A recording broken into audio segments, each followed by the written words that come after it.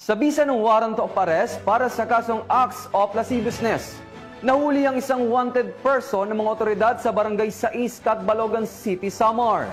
Magbabalita dyan si Patrolwoman Cristel Palapax.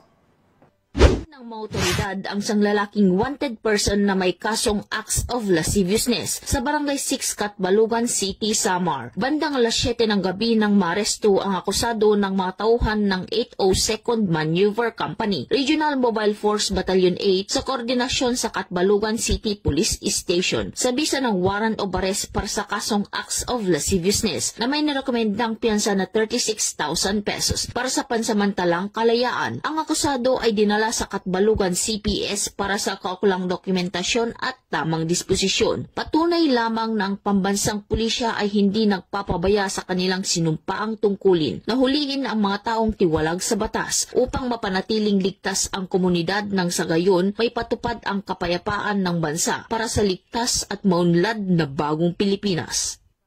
Mula dito sa Eastern Visayas, ako ang inyong PNN correspondent, Patrolwoman Palafox, alagad ng batas, tagataguyod ng Balitang Pulis.